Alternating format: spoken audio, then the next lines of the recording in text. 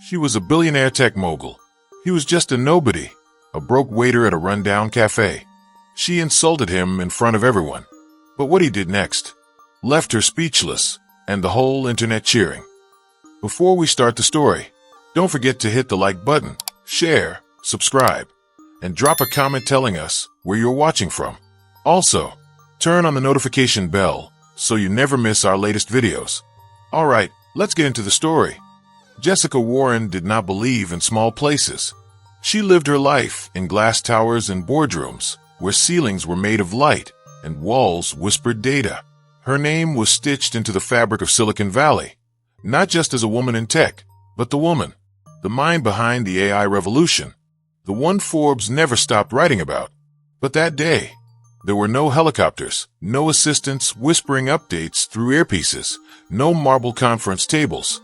Just a rainy Tuesday in Worcester, Massachusetts, and a tiny corner cafe that smelled like cinnamon and old books. She walked in wearing a $10,000 coat, carrying the kind of silence that made rooms pause. But this room did not. No one looked up. And for Jessica Warren, that was rare. She had brought her daughter, Lily, for a quiet lunch. No nurses, no entourage, just the two of them, just to try and feel normal. Whatever that meant these days. Lily was 9, born with cerebral palsy, nonverbal, wheelchair-bound.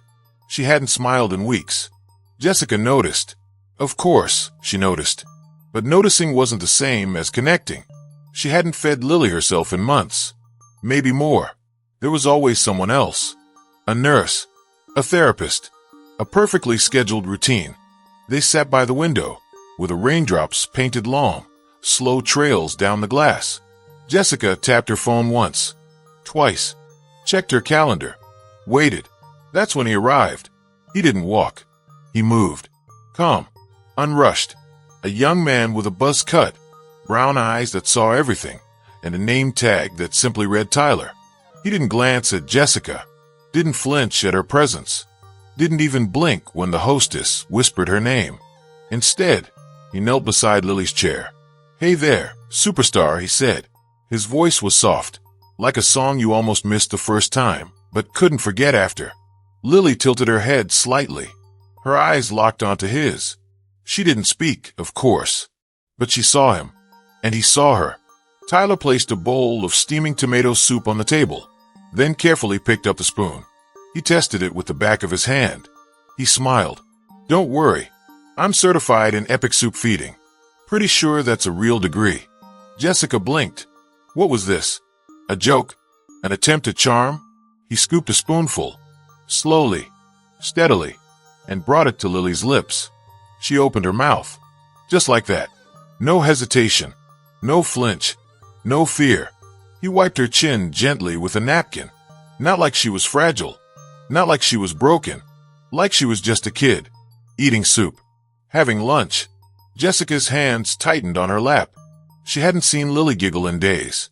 But now, right now, Lily was smiling. Giggling. Her eyes sparkled like it was Christmas morning. And all it took was a spoon, a bowl of soup, and a stranger who didn't care about who Jessica was. It hit Jessica like a punch in the chest. Not the soup. The ease. How did he make it look so effortless? Jessica watched, completely still, as Lily laughed again when Tyler made a face, tongue out, eyes crossed, like a clown in a suit 2 sizes too small. It stung. Not because it was wrong, but because it was right. Because in just 5 minutes, Tyler had done what Jessica hadn't been able to do in 5 months. She was used to being the smartest person in every room. But now, she felt invisible, irrelevant. For a moment, she didn't know whether she was angry or ashamed. She looked down at her untouched salad. Her phone buzzed. Again and again. She didn't look at it. Her world, the billion-dollar deals, the AI breakthroughs, the panels and product launches, felt far away. Right now, there was only a girl, a spoon, and a waiter who never looked up, because he had been looking in the right direction the entire time. Jessica didn't speak, not at first. She sat there in silence, her mind battling itself. Part of her wanted to pull Tyler aside and remind him who she was, that she didn't ask for help, that she didn't need help, that touching her daughter without permission was, technically, grounds for a lawsuit. But the other part of her stayed quiet because something about the way Lily kept smiling, kept leaning toward him, kept trusting him without words, made it hard to breathe. So instead, Jessica folded her arms, watched, waited, until Tyler finally turned to her. Would it be okay if I asked her name? Jessica nodded once, clipped, controlled. Lily, she said. Tyler looked back at the girl. Well, Lily, thanks for letting me hang out with you. I know I'm not the easiest guy to eat soup with. Lily hummed softly, a sound halfway between a giggle and a sigh. Jessica's throat tightened. That's enough, she said, her voice sharper than she meant.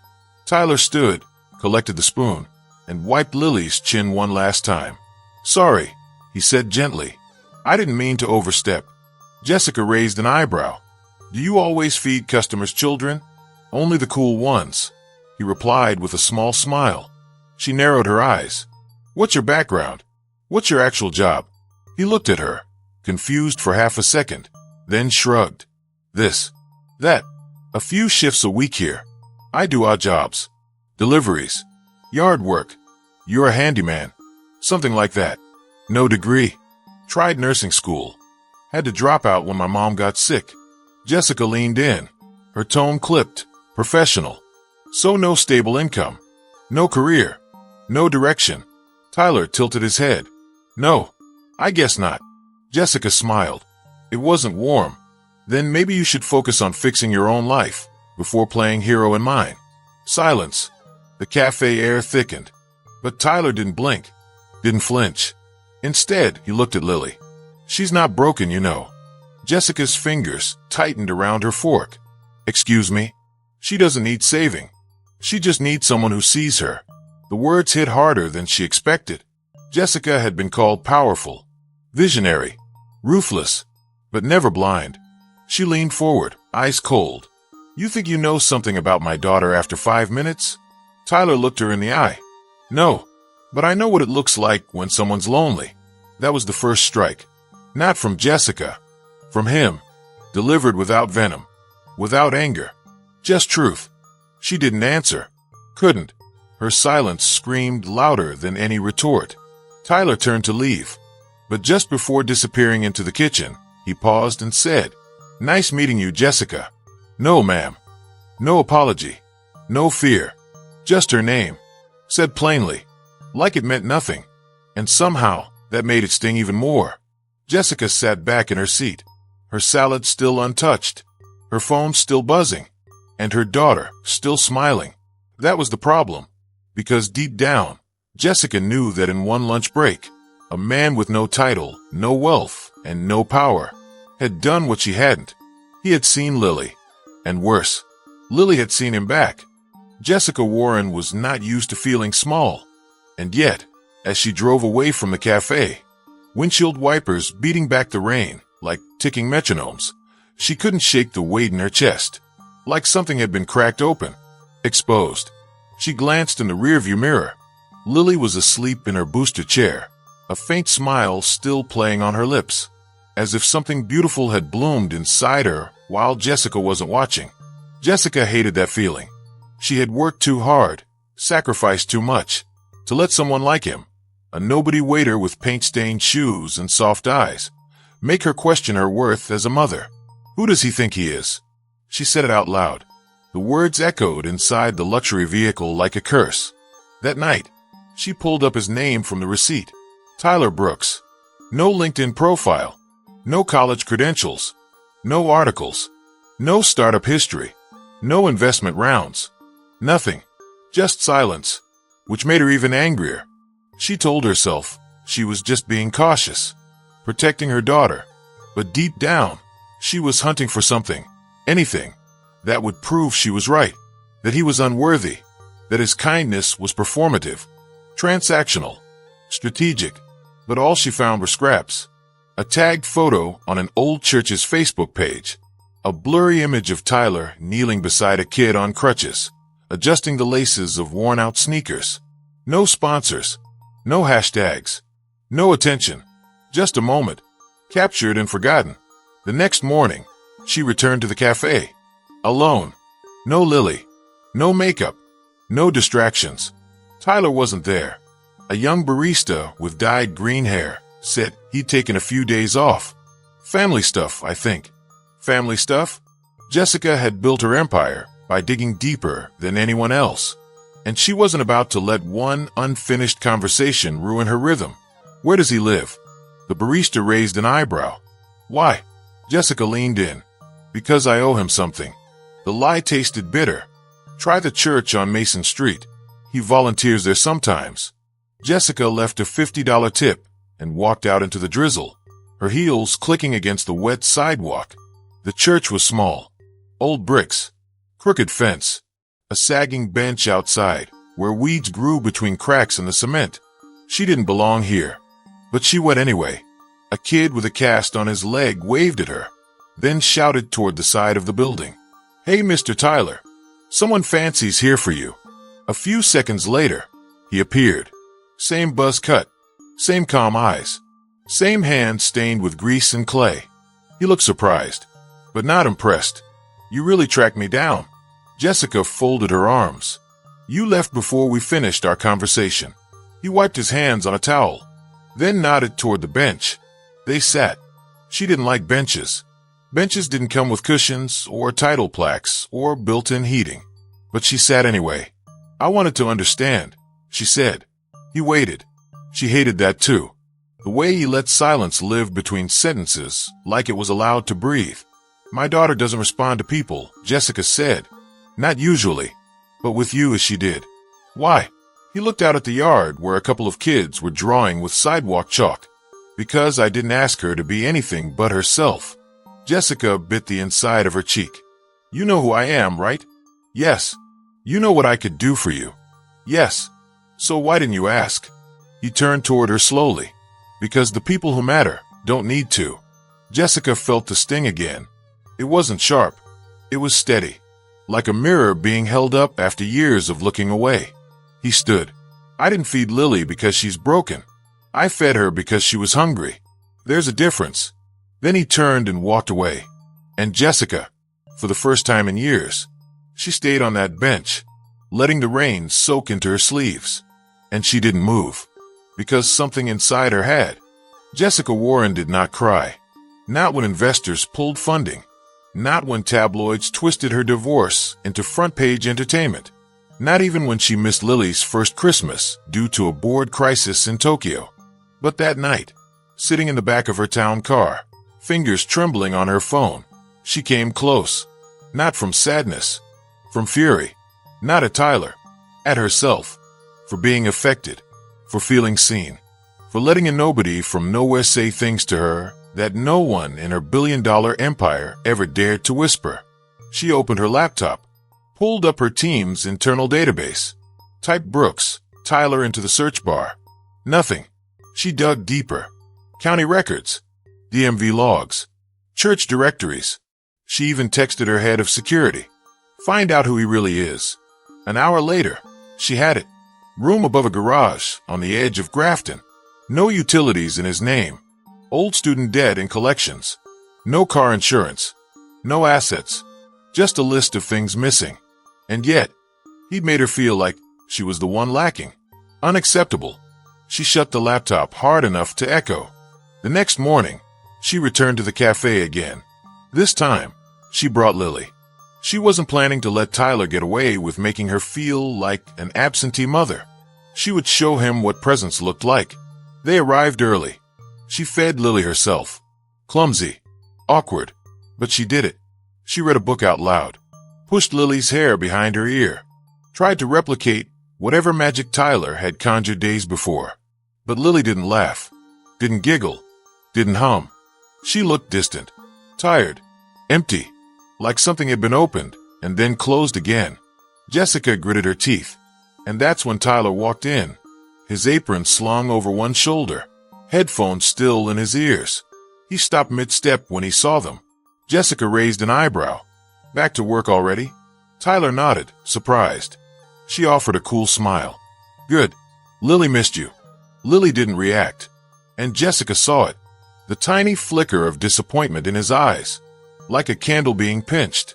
He approached carefully. Morning superstar. he said to Lily. But her gaze didn't lift. Jessica stepped in. She's just tired today. We had a long morning. Tyler nodded slowly. Did she tell you that? Jessica bristled. She doesn't have to. He crouched next to Lily's chair, then gently held out a small plastic toy wrench. A familiar one. From the church. Lily's fingers twitched. Tyler smiled. You left this. Lily's eyes flicked to the toy, then to him. Her hand opened slightly. She reached. Jessica blinked. It was the first movement Lily had made voluntarily since they walked in. Tyler placed the wrench in her palm, then stood. Jessica forced a smile. She's just attached to routines, she said. Nothing personal. Tyler looked at her. There was no judgment in his face, just distance. And Jessica hated it, because in that moment, she realized something terrible. She couldn't force connection. Not with money. Not with status. Not even with her own daughter. She sat back, watched as Tyler returned to the counter. He didn't look back. Didn't say goodbye. Didn't ask for thanks. And that was the worst part. He didn't need anything from her. But she, Jessica Warren, was starting to need him. And she didn't know how to handle that. So she did what powerful people do when they feel powerless. She plotted. She drafted an email that night to her head of innovation. Subject, new candidate, immediate priority. She attached a photo. It was grainy, pulled from an old Facebook post. But it was enough. Let's hire him, she wrote. Let's see how long his nobility survives 6 figures and a corner office. Then she hit send and smiled, because if she couldn't win Lily back with love, she would win her back with power. She would bring Tyler into her world, then watch it break him from the inside. Let's see how humble he stays when he's sitting on top of the world. The plan was simple. Jessica Warren would offer him everything he never had. A job, a title, a purpose wrapped in 6 figures, and a private office with a view. And he would take it. Of course he would. They always did. People like Tyler didn't say no to power. They couldn't afford to. She waited until the cafe was nearly empty, after Lily had finished her soup and the rain outside had slowed to a whisper. Tyler was wiping down a table near the window, humming softly to himself. Jessica stood and approached. Her heels echoed on the tile like a warning shot. Do you have a minute? Tyler looked up. Sure, he said. She gestured to the booth. He slid in across from her. No hesitation. No asking for permission. It both annoyed and intrigued her. I'm Jessica, she said, as if he didn't already know. Jessica Warren. Tyler raised an eyebrow. Recognition flickered, slow but certain, like a delayed fuse finally sparking. That Jessica Warren? She nodded. I built Narrated Technologies. He leaned back slightly. Impressive, he said. You're basically one of the architects of the future. Jessica almost smiled. Almost. It sounds impressive, she said, until it's just you alone, trying to feed your daughter soup. Tyler didn't laugh. Didn't nod in polite agreement. He just listened. That silence again. Heavy. Unrushed. Safe. I wasn't trying to impress you, he said quietly. I know. Most people do. I'm not most people. Jessica studied him. He wasn't playing the game. He wasn't performing. It made her lean in. You're good with her, she said. He looked at Lily, now dozing in her chair. She's easy to like. The words weren't a compliment. They were fact. Simple. Honest. Real. Jessica tapped her nails on the table. So here's the thing, she said. I want to offer you a job. Tyler blinked. Like a tip? She shook her head. A position. Full-time. At Narrated. You'd be working directly with our accessibility design team. We're developing tools for mobility and speech-challenged users. People like Lily. Tyler didn't speak. Didn't even blink. You clearly have intuition, she continued. The way you connect with people. It's what my entire team lacks. I've got engineers with PhDs who can't do what you did with a spoon and a bowl of soup. Still, Tyler said nothing. Jessica leaned forward. This is a real offer. You'd have benefits. Security. Impact. His fingers tapped lightly on the table's edge. Then he looked her in the eye. Why me? There are thousands of engineers who'd kill for that spot. Exactly. They're engineers. You're something else. Tyler sat back. His face was unreadable. She waited. Seconds ticked. Then he exhaled. I appreciate it. Really. But I'm going to have to pass. Jessica blinked. Excuse me? I don't think I belong in offices. And I don't want to become someone who forgets what it's like to listen. The rejection didn't come with arrogance or pride. It came like a wave, gentle, unshakable, and final. Jessica's breath caught. She wasn't used to hearing no, especially not from someone she thought she was saving. But Tyler? He didn't need saving. Not by her. Not by anyone. He stood, gathered Lily's empty bowl. Thank you, he said. She's awesome. Then he walked away. No handshake. No second glance. No regret. Jessica sat frozen in that booth, her fork untouched, her world spinning just a little off-center. Because for the first time in a very long time, someone had seen everything she was, and still walked away. The ride home was quiet. Too quiet. Even the car felt different.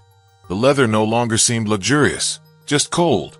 The soft hum of the engine was no comfort, and Lily's steady breathing in the back seat was the only thing grounding Jessica in reality. She stared into the mirror. Lily's head rested against the window.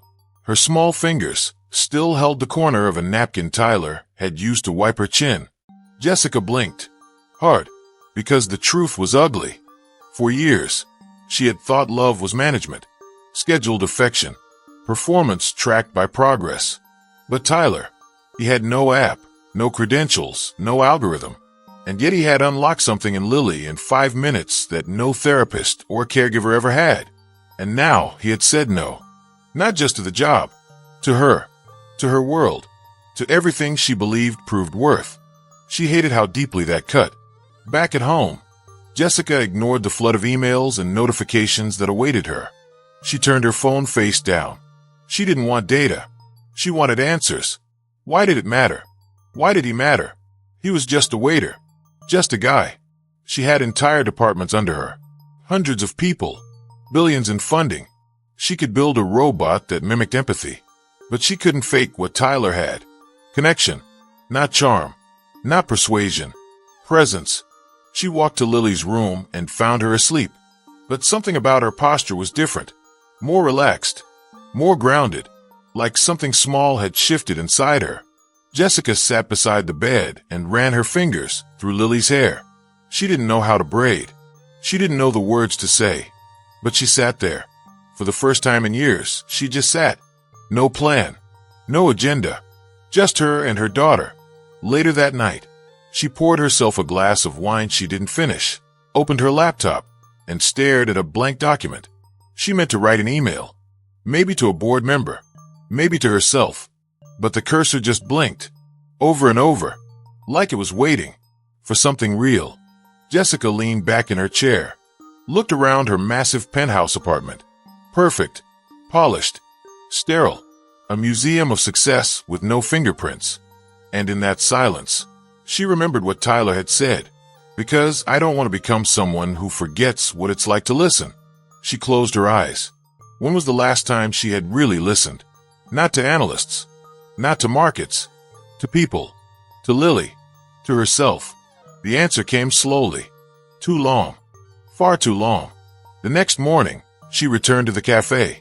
Tyler wasn't there. The green-haired barista shook her head. He took some time off. Family stuff, I think. He around. Try the church on Mason Street. That's where he usually disappears to. Jessica paused. A church. She hadn't stepped foot in one in over a decade. But this wasn't about prayer. It was about something bigger. Something quieter. That silence again. The one that Tyler lived in so comfortably. So truthfully. She glanced down at her watch. Then looked out the window, where the clouds were still heavy. It would rain again. But she didn't care. She was going to find him. Not for revenge. Not for recruitment. But because for the first time in years, she was ready to listen. And she didn't know what she would hear. But she knew who she needed to hear it from. Jessica Warren had stood on stages across the world.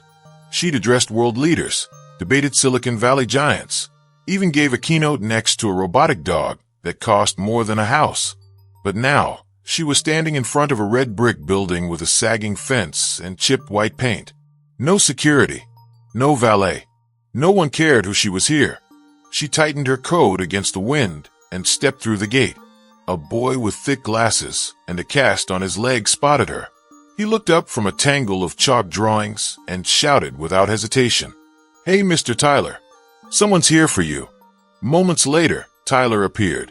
He was wiping his hands on his jeans, face flushed from work, not from embarrassment. His hoodie was stained. His cheeks were sunburnt, but his eyes, still steady, still kind. "You really tracked me down."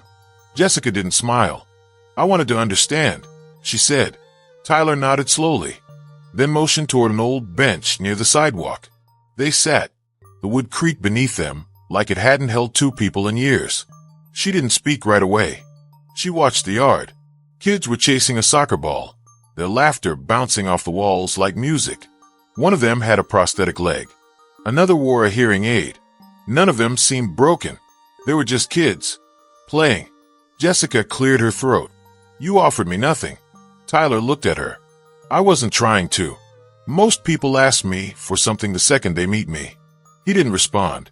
"You're the first person in 10 years who didn't." Tyler smiled. "You think offering me a six-figure job wasn't asking." "Touché," she muttered. They sat in silence again. But this time it wasn't heavy. It was soft, calm, like waves gently touching the edge of something solid. Jessica looked down at her hands. "I built my life on pushing forward, building, growing, winning. Lately, I feel like I'm watching my own life through glass. I can see it, even admire it, but I can't touch it." Tyler looked over at her. "Your daughter touches it. That shut her up. Completely. She lights up when you're around." He continued, "You don't need to do everything right. You just need to be there." She blinked, her throat suddenly tight. "You know," she whispered, "I could fund all of this in 10 minutes. I figured. Why haven't you asked?" "Because if people think I'm doing it for the paycheck, they stop trusting me. I'm not trying to save the world. I'm just trying to make a dent in it." Jessica looked around. The old garage, the rusted bikes, the photos taped to the walls. None of it was official. No branding. No mission statement. Just moments. People. Connection. "You'd be amazed," Tyler said softly, "how far a smile goes when nobody else is paying attention." Jessica stared at him. She wasn't used to this kind of truth. Not wrapped in stats. Not served with strategy. Just quiet conviction. She stood. "I'm not going to try to change your mind. But if you ever want to talk again, I'd like to keep the door open." He nodded. "I'd like that." She hesitated at the gate, turned back. "Do you like coffee?" He raised an eyebrow. "Sure. Why?" She smiled, small but real. "Come by the cafe Thursday. I'll bring the soup this time." Then she walked away. And what Tyler didn't know, what no one knew, was that behind that smile, Jessica had already decided. She wasn't just coming back with soup. She was coming back with something much more dangerous. Respect and curiosity. The kind that doesn't go away. Thursday came with a gray sky and a wind that bit through sleeves. Jessica didn't wear heels. No blazer. No jewelry. Just jeans, sneakers, and a thick sweater she hadn't worn in years. Her hair tied back. Her eyes softer than usual. She held a brown paper bag in one hand, a thermos of tomato bisque in the other. It felt strange, but not wrong. She had dropped Lily off at school early. No assistant, no chauffeur, just her. And now she stood outside a blue duplex at the edge of Grafton, facing the small garage in the back. There was no doorbell, no sign, just a cracked sidewalk, a few rusted tools leaning against the fence, and an old basketball hoop with a net long gone. For a second, she hesitated. She wasn't sure why. Then the door opened. Tyler stood there. Paint-splattered pants. Hoodie. A smudge of gray on his cheek. "You're not late," he said, smiling. "You brought soup?" Jessica lifted the bag. "It's your turn to sit." Inside, the space was tight but clean. A mattress sat under a single window. A chipped bookshelf stood crooked against the wall, holding mismatched mugs and a stack of library books. There was a small hot plate, a humming mini fridge, and a folding table set with 2 dented chairs. But what stopped her was the wall, covered in Polaroids, dozens of them, Smiling faces. Kids holding tools, hugging bikes, drawing on sidewalks. A girl with a new prosthetic leg. An old man holding up a cane, rebuilt and shining. Each photo had a name. A note in messy handwriting. Danny. First ride, without training wheels. Ava. Walked without help. Carlos. Built his own toolbox. Jessica stepped closer. You didn't tell me you ran a community center. I don't, Tyler said casually. No paperwork. No funding. Just a few rooms the church lets me use. And whatever donations I can scrape together. She turned slowly. You fix bikes and hearts. He chuckled. I just show up. Sometimes that's all people need. Jessica sat down. She unpacked the soup in silence. You know, I spent $10 million last year on a campaign to promote inclusion, she said. Influencers, consultants, press kits, but none of it felt like this wall. Tyler stirred the soup with a spoon. You don't have to throw money at everything. Sometimes just showing up, soup in hand, does more than writing a check. She looked at him. Maybe that's where I've gone wrong. They ate quietly. No titles, no roles. Just two people. One rebuilding people with his hands. One trying to rebuild herself from the inside out. After lunch, Tyler walked her to the door. You're always welcome here, he said. Jessica hesitated. I think you've helped me more than I could ever help you. Tyler didn't answer, because some truths didn't need confirmation. But what neither of them knew was that this wasn't the end of the giving. It was the beginning, and the next act would come from the person neither of them expected, Lily. The following week passed slowly. Jessica found herself ignoring meetings, canceling appearances. For the first time in her adult life, the empire she had built was not the center of her attention. Lily was. Every morning, Jessica sat beside her daughter, tried to braid her hair badly, read her books, failed at pancakes, tried again. She wasn't perfect, but she was present. And Lily, she noticed. Jessica saw it in the way her eyes followed her more closely, the way her fingers sometimes reached for her hand, the way silence between them no longer felt like absence, but understanding. One morning, Lily stared at a photo now pinned on their fridge. A Polaroid. Lily holding a toy wrench, her hand smudged with grease. Tyler beside her, both of them beaming. Jessica knelt beside her. Do you want to see him again? Lily looked at her, then back at the photo. Then something unexpected. She smiled. That was all the answer Jessica needed. They drove straight to the church. But this time it wasn't quiet. The back lot was full. Folding tables, crockpots, a speaker playing music, just loud enough to make feet tap. Kids running between chairs, balloons tied to fences, a neighborhood potluck. Tyler spotted them instantly. Hey, rock star, he said, grinning. You made it just in time. We're about to crown the grilled cheese champion. Lily lit up. They stayed for hours. Jessica helped serve food. She spoke with a woman who ran a shelter. A man told her how Tyler had helped him fix an old wheelchair for his nephew. Another thanked him for showing his daughter how to ride again. Every story was different, but the center was always the same. Tyler, and the way he made people feel seen. As the sun dipped and kids started helping clean up, Jessica found Tyler at the grill, flipping the last of the cheese sandwiches. I have a different kind of offer, she said. He raised an eyebrow. No logos, no contracts, no company ties. I want to fund what you're already doing. Quietly, anonymously, if you'd prefer. Tyler wiped his hands. You sure? Very sure. He studied her. Why? Because my daughter asked to see you. Because you taught me more in one afternoon than my board has in 5 years. And because the world needs more people who say no to the wrong things. Tyler looked over at Lily. She was watching a dog chase Bubbles across the lot. He smiled. Slow. Real. I'll think about it. 2 weeks later, Jessica did what she promised. She created a private foundation. No press release. No social media campaign. Just an account. And a quiet commitment to someone who had changed everything.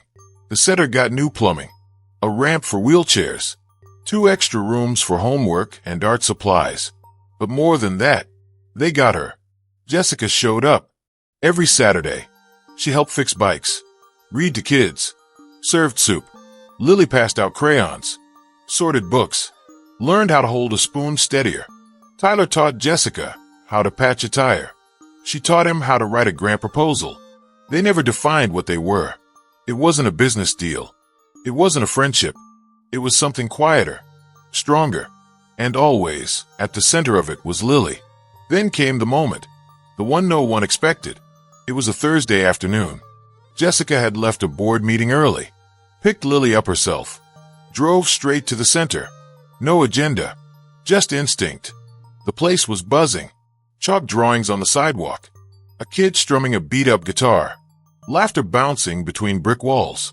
Tyler was fixing a pink tricycle. "Hey, superstar," he called out. "You're just in time. We're test driving marshmallow launchers today." Jessica wheeled Lily toward the action, but something was off. Lily was fidgeting, her hands restless, her eyes drifting. Tyler noticed immediately. "Everything all right?" Jessica knelt beside her. "She's been quiet all week."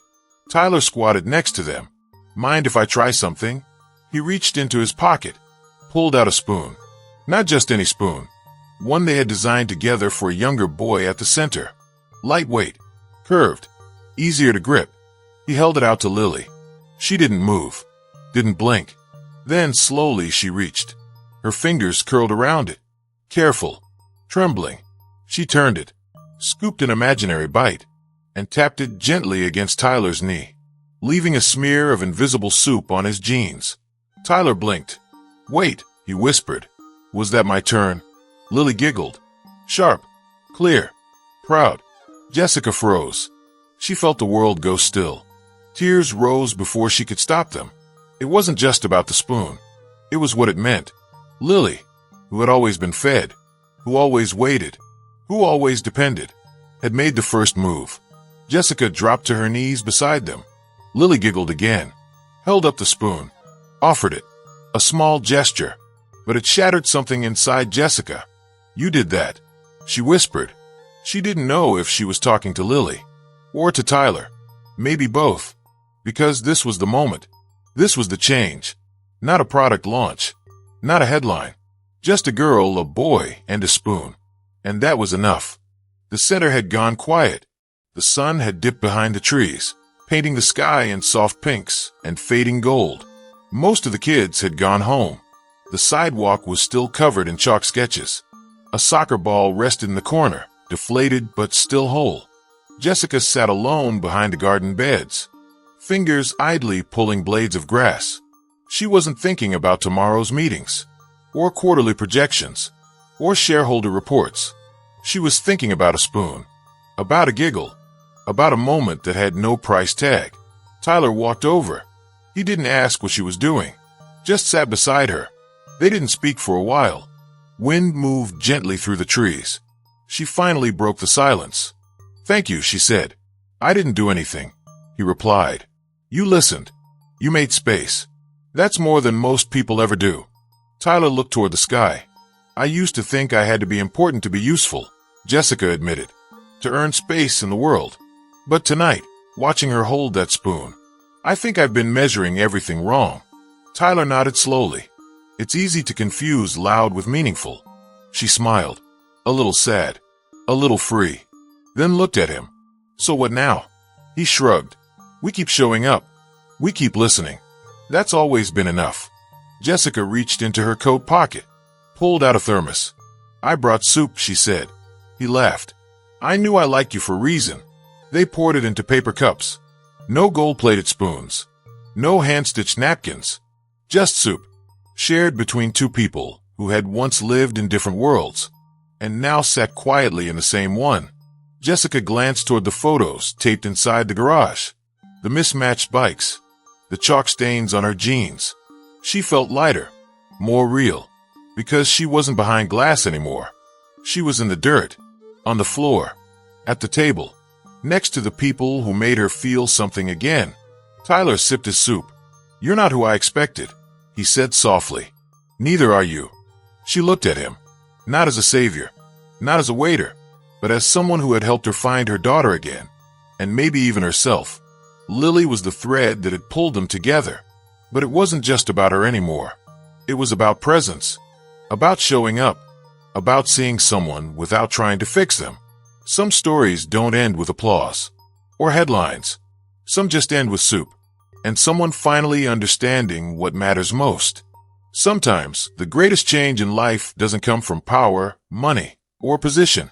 It comes from a quiet moment, a shared laugh, a spoon held by a small, trembling hand. It comes from seeing others fully and allowing yourself to be seen. In a world obsessed with speed and success, this story reminds us of the quiet power of presence. That showing up matters. That listening is love. That kindness, when given freely and without agenda, can change a life, sometimes even two. This story is a work of fiction, created to feel real so that we can draw deeper meaning and reflection from it. While the characters and events are imagined, the message behind them is something very real, something we can all carry into our everyday lives. Thank you so much for watching and listening to this story. If it moved you, made you think, or simply gave you a moment to pause, please consider liking this video, leaving a comment to share what part touched you most. And of course, subscribe so you don't miss the next story.